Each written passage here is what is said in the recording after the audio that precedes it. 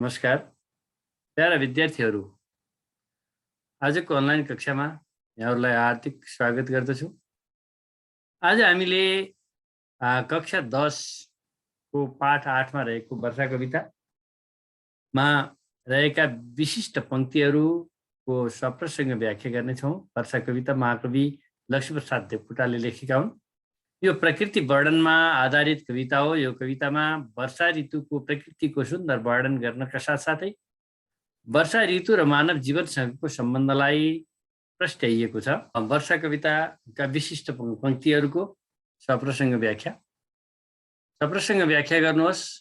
क नम्बरमा छ, पृथ्वी फल्लिन् सलिल कलिली दानले छापिएर, गाई रोप्लान् चपल बसी दिग्बिजुली लिएर। पृथ्वी फल्लिन् अनि दिग्बिजुली लिएर। प्रस्तुत पद्यांश कक्षा 10 को नेपाली पाठ्यपुस्तकको पाठ 8 मा रहेको वर्षा कविताबाट लिएको हो। यस कविताका रचनाकार महाकवि लक्ष्मीप्रसाद देवकोटा 1966 देखि 2016 अथवा 1966 मा जन्मिएर 2016 मा मृत्यु भएका महाकवि लक्ष्मीप्रसाद देवकोटा हुन्। नेपाली साहित्यका विभिन्न विधामा कलम चलाएका महाकवि देवकोटाले यस वर्षा कवितामा वर्षायामको प्राकृतिक सुन्दरताको वर्णन कलात्मक ढङ्गले गरेका छन्। वर्षायाममा देखिने पृथ्वीको प्राकृतिक छटा, मनुष्य र प्रकृतिको सम्बन्ध, वर्षायाममा गरिने खेतीपाती र खेतीपाती गर्दा गरिने मनोरञ्जनपूर्ण चलनका बारेमा उक्त कविताको माध्यमबाट व्यक्त गरिएको छ। अब यो कवितामा वर्षाको वर्णन त छँदैछ। वर्षाको वर्णनका साथसाथै मान्छे र प्रकृति बीचको कस्तो सम्बन्ध छ, अनि वर्षायाममा गरिने खेतीपाती गर्दा मान्छेले कसरी मनोरञ्जनपूर्ण तरिकाबाट उनीहरूले आफूलाई रमणीय वातावरणमा उतारेका हुन्छन् र कसरी आफ्नो मनोरञ्जन प्राप्त गरेका हुन्छन् भन्ने कुरालाई वर्णन गरिएको छ। वर्षा ऋतुमा पृथ्वी जलमग्न हुन्छन्। जलले नरम बनेकी र विभिन्न वनस्पतिले हराभरा भएकी पृथ्वी वर्षायाममा रोपिने धानले छापिएकी हुन्छन्। नेपालीहरूको मुख्य खेतीका रूपमा रहेको धान खेती गर्ने समय यसै बेला पर्ने हुँदा चञ्चल उमेरका युवतीहरू हातमा धानको बिउ लिएर वाली असारे गीतको भाकामा छुपु छुपु रोप्ने काममा व्यस्त हुन्छन्। वर्षायाममा आकाशमा बिजुली चम्किने, गड्याङ गुडुङ हुने र वर्षा हुने गर्छ। यसै अवस्थालाई कविले कलात्मक ढङ्गले वर्णन गर्दै धान रोप्ने चञ्चल युवतीहरूका आँखामा बिजुली चम्किरहेको हुन्छ। ती बिजुली जस्ता चञ्चल आँखाले बाउसे युवाहरूमाथि गरिएको कटाक्ष आकर्षक देखिन्छ भन्ने भाव व्यक्त गरेका छन्। आफैले लगाएको बाली राम्रो हुने, जान छोराछोरीलाई जडाउरी फेर्न र साहुको ऋणको ब्याज तिर्न सकिने सपना बोकेका किसानहरू हर्ष विभोर हुन्छन् भन्दै वर्षायाममा प्रकृति अर्थात् पृथ्वीको अवस्था, त्यसबेला हुने खेतीपाती र खेतमा धान रोप्ने चपल युवती बीचको सुन्दरता र सम्बन्धका बारेमा कलात्मक पाराले वर्णन गरेका छन्। यस कविताबाट कवि प्रकृति, यहाँका समुदाय र रहन सहनप्रति सचेत र जानकार छन् भन्ने कुरा पनि यस कविताबाट बुझ्न सकिन्छ। यस कवितामा पृथ्वीलाई आफ्नो सापेक्षतामा प्राकृतिक सुन्दरताले भरिएका रमणीय परिदृश्यको परिकल्पना गरेका गरी वर्षायामका विशेषतासँगै कलात्मक ढङ्गले मन्दाक्रान्ता छन्दमा वर्णन गरेका छन्। तत्सम शब्दको अत्यधिक प्रयोगले गर्दा जटिल भए पनि उदाहरण र प्रतीकको सहायताले कवितालाई सजिलै बुझ्न सकिन्छ। विद्यार्थी भाइ बहिनीहरू, यो सप्रसँग व्याख्या गर्दा 3वटा अनुच्छेद कम्तीमा लेख्नुपर्ने हुन्छ।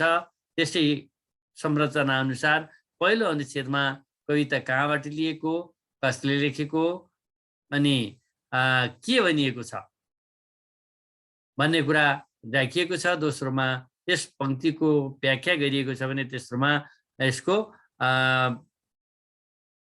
सार र अनि त्यसको लय, छन्द अनि गएर शब्द संयोजन कसरी गरिएको छ भन्ने कुरा लेखिएको छ। यसलाई सप्रसँग व्याख्या गर्ने तरिका हामीले भन्छौँ। त्यस्तै गरी हामी अर्को पंक्तिलाई हेरौँ। पाली राम्रो तृण तिहरा वर्ष राम्रो कबुली पारावार प्रभु हृदयको फुर्छ सङ्गीत केली। बाली राम्रो हो, फुर्छ सङ्गीत केली। माथि दिएको पद्यांश कक्षा 10 को नेपाली पाठ्यपुस्तकको पाठ 8 मा रहेको वर्षा कविताबाट लिएको। यस कविताका रचनाकार महाकवि लक्ष्मीप्रसाद देवकोटा हुन्। बहुमुखी प्रतिभाका धनी कवि देवकोटा स्वच्छन्दतावादी, मानवतावादी र प्रकृति प्रेमी कवि हुन्। यस कवितामा उनले भावुक हुँदै मानिस र प्रकृतिमा परिवर्तन आउने, वर्षा ऋतुको समयमा प्राणी, वनस्पति र मानवले सुखको सपना देखेका हुन्छन् भन्दै जुन वर्षा राम्रो हुन्छ त्यो वर्ष सुख शान्ति मिल्छ भन्ने कुरा व्यक्त गरेका छन्। ग्रीष्म ऋतुको प्रचण्ड गर्मीले माटो सुक्खा भएर रुख बिरुवाहरू ओइलाएका हुन्छन्। वर्षा ऋतुको आगमनसँगै जमिनमा जलको मिलन हुँदा बोट बिरुवाले नयाँ जीवन पाउँछन् भने पशु पक्षी र मानवले राहत महसुस गर्छन्। प्रकृतिले आफ्नो रूप फेर्छ। मेघ गर्जनका साथ आकाशबाट जल बर्सेपछि रुख बिरुवामा परिवर्तन आउँछ। अन्न र फलका दानाले बाली बिरुवा लटरम्म हुन्छन्। कृषकहरू हर्ष र उमङ्गका साथ कृषि कर्ममा संलग्न हुन्छन्। डाँडा काँडा वन जङ्गल पाखा पर्वत सबैतिर हरियाली छाउँछ। घाँस दुबो पलाएर पृथ्वी हराभरा देखिन्छ। यो मानव रोपेर मुरी फलाउने समय भएकोले किसानले काम गर्दा भएको दुःखको पत्तै नपाई बाली बिरुवामा नौलोपना आउने, फलमा रस भरिने र ऐश्वर्य आउने सपना देखेका हुन्छन्। वर्षा राम्रो भयो भने त्यो वर्ष राम्रो हुने, वर्षभरि खाने अन्न, छोराछोरीलाई जडाउरी किन्ने र साहुको ब्याज तिर्न सकिने कुराले किसानहरू मक्ख हुन्छन्। राम्रो वर्षा भएपछि बाली नाली सप्रियोस्, लटरम्म फल लागोस्, सबै सुखी बनुन् भन्ने अपेक्षा मानिसमा हुन्छ। समुद्र रूपी युवकले प्रकृतिसँग गरेको प्रेम लीला अद्भुत रूपमा प्रकट भएको हुन्छ। यसरी प्रकृति र मानव जातिमा परिवर्तन आएको हुन्छ। यसरी वर्षा ऋतुमा हर्ष उमङ्ग र सुखको प्राप्तिलाई कविले कलात्मक रूपमा वर्णन गरेका छन्। प्रकृति र मानव जातिमा आउने परिवर्तनलाई मन्दाक्रान्ता छन्दमा सुन्दर ढङ्गले व्यक्त गरिएको छ। तत्सम शब्दहरूको अत्याधिक प्रयोगले कविता जटिल छ तापनि उदाहरण र प्रतीकको सहायताले कवितालाई सजिलैसँग बुझ्न सकिन्छ। अब हामी अर्को पंक्तिको व्याख्या गर्छौं। लौ लौ गाओ दल दल बनै वृक्ष उठ सारा, वर्षे गैता गट गट गरी स्वर्ग पियूष धारा। लौ लौ गाओ अनि पियूष धारा। माथि दिएको पद्यांश कक्षा 10 को नेपाली पाठ्यपुस्तकको पाठ 8 मा रहेको वर्षा कविताबाट लिएको। यस कविताका रचनाकार महाकवि लक्ष्मीप्रसाद देवकोटा हुन्। बहुमुखी प्रतिभाका धनी देवकोटा स्वच्छन्दतावादी, मानवतावादी र प्रकृति प्रेमी कवि हुन्। यस कवितामा उनले वर्षा ऋतुमा हुने सङ्गीतमय भाव व्यक्त गर्दै पानी अमृत हो जसबाट प्राणी एवं वनस्पतिको प्राण बचेको छ भनेका छन्। ग्रीष्मको प्रचण्ड गर्मीका कारण ओइलाएका वनस्पतिले वर्षाको आगमनसँगै नयाँ जीवन पाउँछन्।